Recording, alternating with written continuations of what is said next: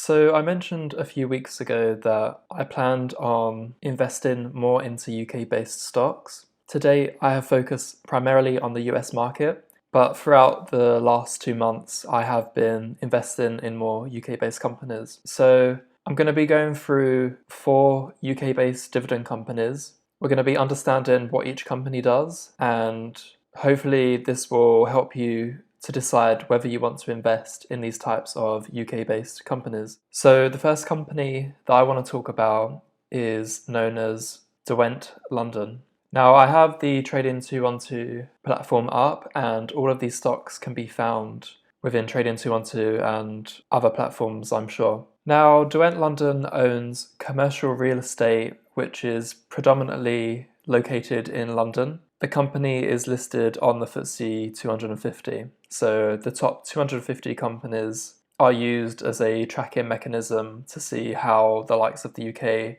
market is doing. And this company, Derwent London, is one of those 250 companies. Now, today, Derwent London owns 84 buildings in commercial real estate, and their current valuation is at £5.4 billion. So the company buys real estate and then leases the buildings to tech-based companies or to areas in the West End of London. And so their business model is very simple to understand. So I'm going to switch over to Yahoo Finance, which just has a bunch of statistics that we can look into some more. So scrolling down the page, the first metric that I generally look at is the payout ratio. So you can see down here, there is a payout ratio of 26.77%. That is extremely low for a REIT-based company, but nothing to worry there. Now, the next metric that I look at is the actual dividend yield. So we can see we have a value of 2.37%. Now that figure is not massive, but equally it's not too low. It's a very stable number, and in the past this company has had a dividend yield swinging from 2 to 4%. Now that is the first company out of the way, and I have the graph of the company on my screen at the moment, and so you can buy the stock, and the market rate at the moment is just slightly over £32. You can see the numbers here. Any UK-based company, they specify in pence, which is why we see 3228. That just means £32.28. Okay, so the next company I want to look at is Unilever, and it's a lot more harder to explain what Unilever does, but in short, it's a multinational company. They own a range of different companies, so they are in the food, the energy drink sector. They also own the Magnum ice cream, which most of you are probably aware about. They're in the beverages sector, cleaning agents, beauty products, and personal healthcare products, so the likes of Dove, any of those forms of body sprays. If you look closely on the packaging, you'll actually see the Unilever logo, which has that U with a bunch of squiggly icons. Okay, so in terms of the stats, first thing to look at, as I said earlier, is the payout ratio. So it's actually quite a high payout ratio, slightly under 76%. Now that is something to look out for. We would ideally want to see that number become lower in the future. But what they do have going for them is a dividend yield of 3.55%. Now if you're looking to invest in a company of scale and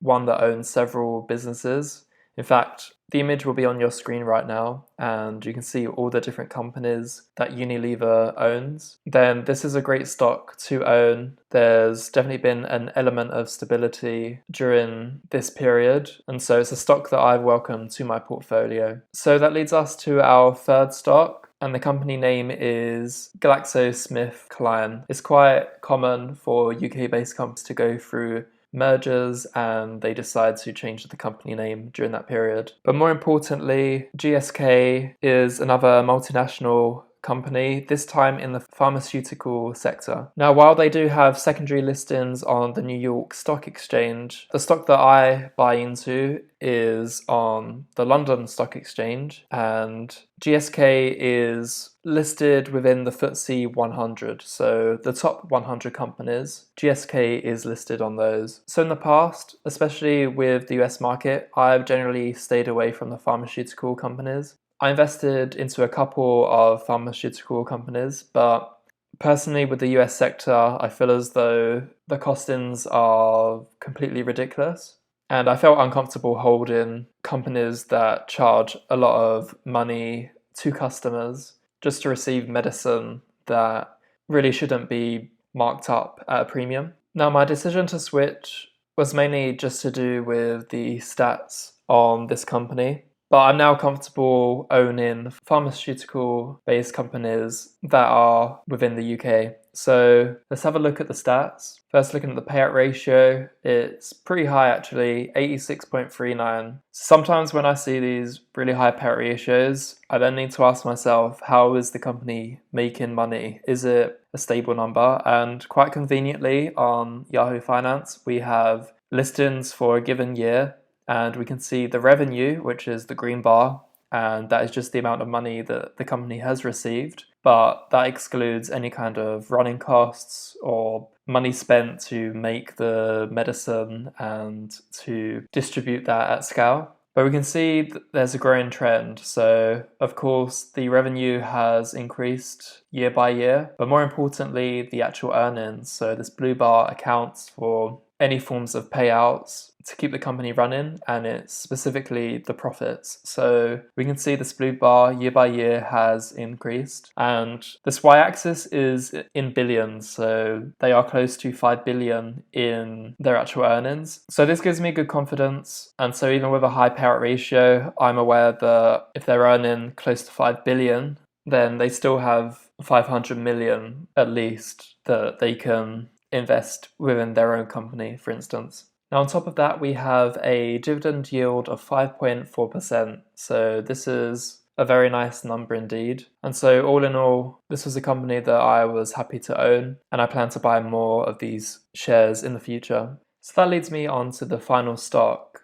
Now, for the previous 3 stocks, I do recommend them. I was generally happy with all the stats that we looked into. Now, for the final company, which is National Grid, I can't provide you with the same recommendations that I gave for the previous. So let's begin with what National Grid is. It's a multinational electricity and gas utility company. Now, they have listings on the FTSE, which is where these figures are being driven from. But they also have secondary listings on the New York Stock Exchange. What I like about this company is that it is multinational. It means it benefits from economies of scale. But let's take a look at the stats for this company. So the first red flag is that we have a payout ratio of over 110%. So it basically means all the earnings plus an extra 10.87% is being paid out in the form of dividends. This is unsustainable in the short term, and the question is whether this figure can be reduced in the future. But taking a look at the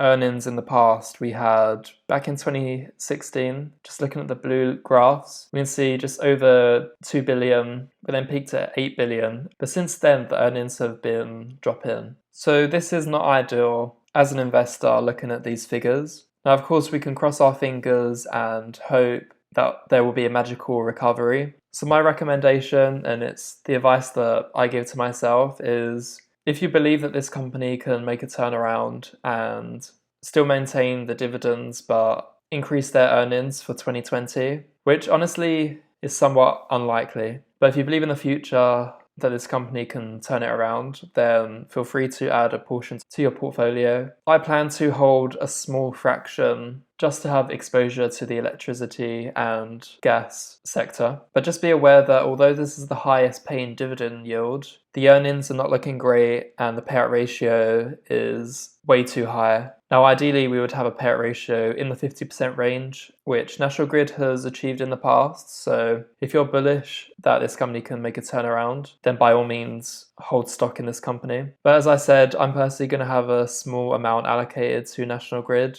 I'll be looking into other electricity-based companies in the future, just to minimize my risk. So those were the 4 companies. We have Derwent London with ticker symbol DLN. We have Unilever with ticker symbol ULVR. We have GlaxoSmithKline with ticker symbol GSK. And we have National Grid with ticker symbol NG. So I hope that was helpful for everyone. And with that said, I'll catch you in the next one.